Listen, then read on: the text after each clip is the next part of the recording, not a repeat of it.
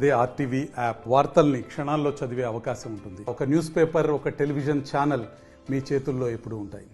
మనందరి కళ 18 ఏళ్ల కింద మొదలుపెట్టిన పాపనెల్లి ప్రాజెక్టు ఇవాళ పాల నిండా నీళ్లుంటే ఇవాళ ఇంత కరువు వచ్చినా 50 ఫీట్లు వేస్తే బోరు పడేది.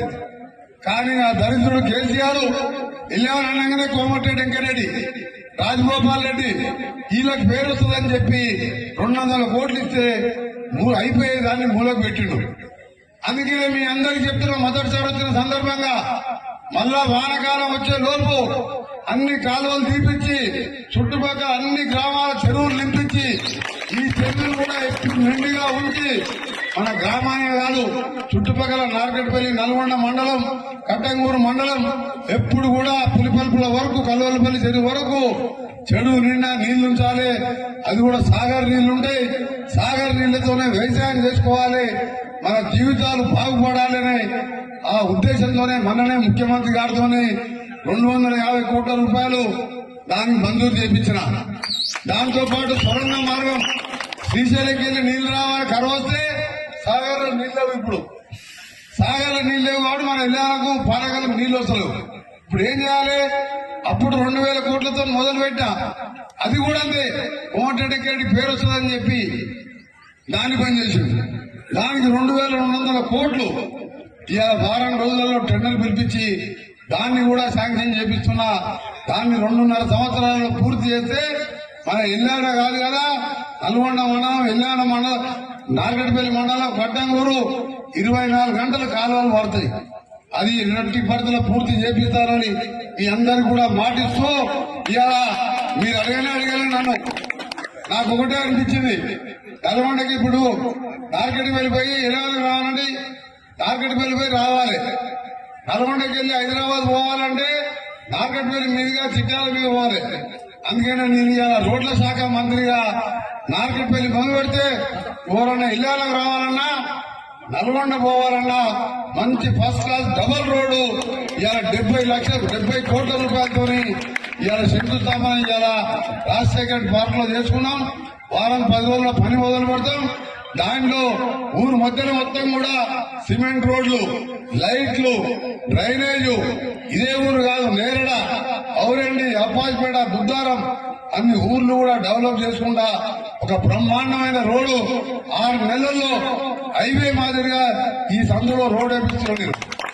ఆ రోజులంతా కూడా సింగిల్ రోడ్ నేనే వేయించిన, మళ్ళా ఇవాళ డబల్ రోడ్ నేనే వేయించిన. ఒకటే మాటిస్తున్నా, ఏ కష్టం వచ్చినా నష్టం వచ్చినా నేనున్నానని మీరు మర్చిపోవద్దు. మీరున్నా ఎవరో ఒక లీడర్ ఒకటి దొరకరు.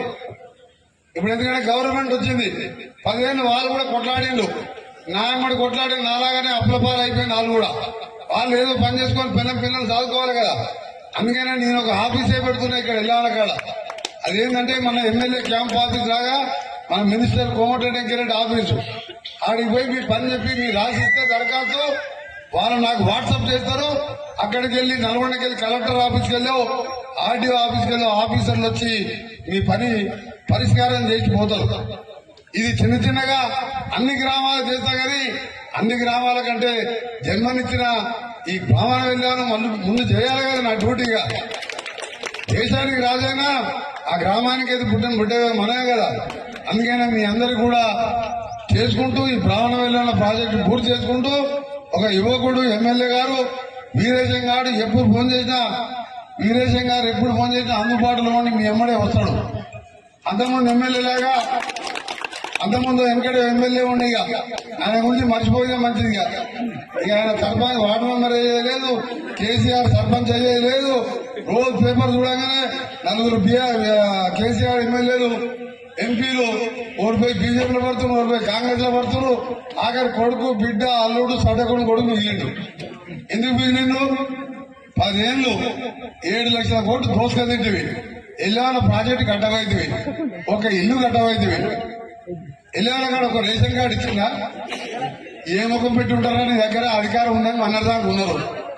మా నరేంద్ర రెడ్డి సాబ్ బైదా కూడా వస్తారు రేపు మనం రమ్మంటే. కానీ ఎందుకంటే ఏమైనా ఒక మంచి పని చేయాలి కదా, ఒక మంచి పని అన్నా కలవాలనే కలవాలి కదా. ఇన్ని వేల మంది 10 ఏళ్ళకి ఎందుకు రాలంటే ఎవరు రానిచ్చింది సార్? అప్పుడు మీ ఎంపీలనే రానియలేదు లోపలికి. ఇలా కాంగ్రెస్ కాబట్టి ఇది ప్రజారాజ్యం, ఇది ప్రజా ప్రభుత్వం, ఇది ఇందిరమ్మ రాజ్యం.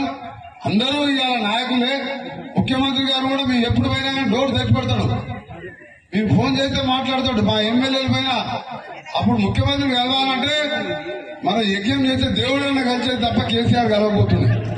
ఆయన ఎక్కడ ఉంటుండో ఎవరికి తెలియదు. ఆ కాళేశ్వరం కాంట్రాక్టర్లకు బిడ్డకు కొడుకు ఢిల్లీలో మందు షాప్ వాళ్ళకి తప్ప ఎవరు కలవే కాదు.